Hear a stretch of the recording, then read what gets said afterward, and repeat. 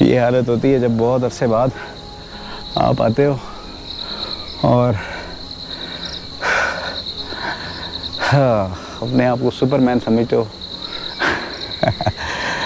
ओए होए होए यार, ये तो मैं मज़े से कर लेता था।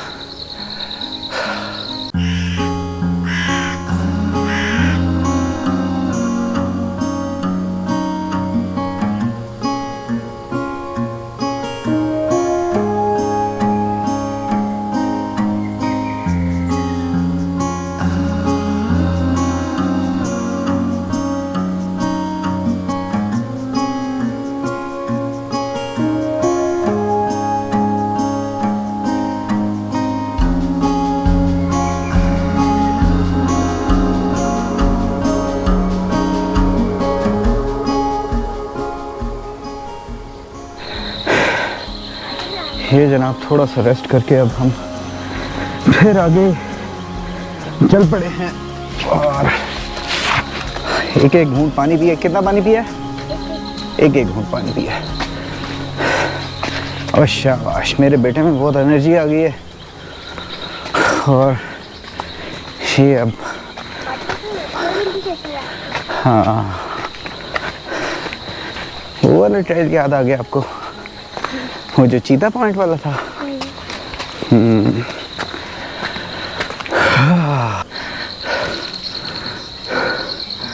फिर तो नहीं हो। तकरीबन 3.5 किलोमीटर से ज़्यादा का एरिया था जो हमने हाइक कर ली थी और आगे अब ट्रेल फर्दर जाता जा रहा था, जिसमें बीच में शॉर्टकट्स भी आते हैं। फ़िलहाल तो हमने कोई शॉर्टकट ऐसा नहीं लिया, जो बिल्कुल स्ट्रेट इजी रास्ता होता था उसी के ऊपर ही जा रहे थे। लेकिन स्टिल बहुत अरसे के बाद, तकरीबन 1.5 से 2 सालों के बाद मैं ट्रेल पे आया था, तो ये यकीनन फिटनेस वाइज आप रेडी नहीं होते इस चीज़ के लिए। तो बहुत सांस भी बहुत चढ़ रहा था और उसके साथ थकावट भी अच्छी खासी हो गई थी।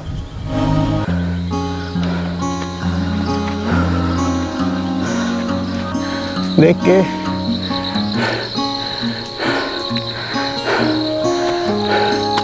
ध्यान से।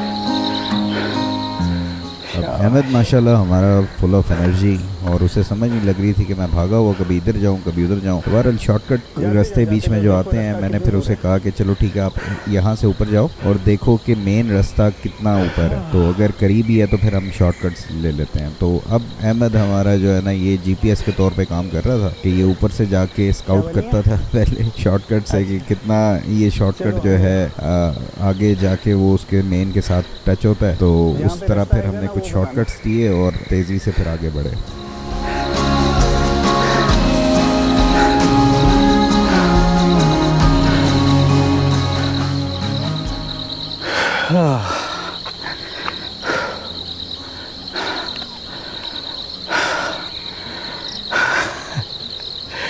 ये हालत होती है जब बहुत अरसे बाद आप आते हो और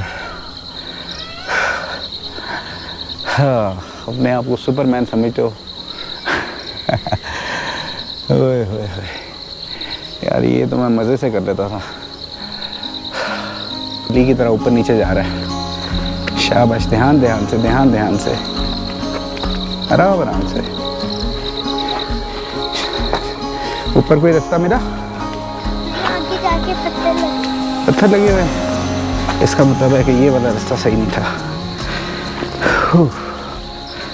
चलें जी, चलते हैं आगे। 5 के टॉप तक तो देखते हैं कि इस तरफ क्या है। थोड़ी वक्त की कमी थी, वापस पहुंचना था, घर में कुछ काम थे, तो वहीं से फिर हमने आगे जहां तक पहुंच सके थे और फिर जहां से हमने वापसी की वहां से हमने ड्रोन उड़ाया और ड्रोन उड़ा के थोड़े से इस पूरे ट्रैक के व्यूज़ वो लिए और फिर पता चला कि यार कितना घना जंगल है जिसके बीचों बीच ये ट्रेल में हम चलते हुए आ गए। तो बहरहाल हाइकिंग को थॉरली इंजॉय किया और थोड़ा सा आइडिया भी हो गया कि यार कहाँ पे वेयर डू आई स्टैंड और कितना थोड़ा वर्क करने की ज़रूरत है। बाकी सारा टाइम अहमद कोई बात भूलता है नहीं, तो उसने ये सोचा हुआ था कि यार वापसी के मैंने पानी में नहाना है, तो वो अभी तक इसने कोई ख़ास नहाया नहीं था अभी तक। तो फिर हम वापस जब आ रहे थे तो फिर रास्ते में जहाँ पे पानी का वो जो नाला से साथ चल रहा है उसके अंदर फिर उसने नहाया और कुछ देर हमने रेस्ट किया और उसके बाद फिर हम वापस घर की तरफ आ गए।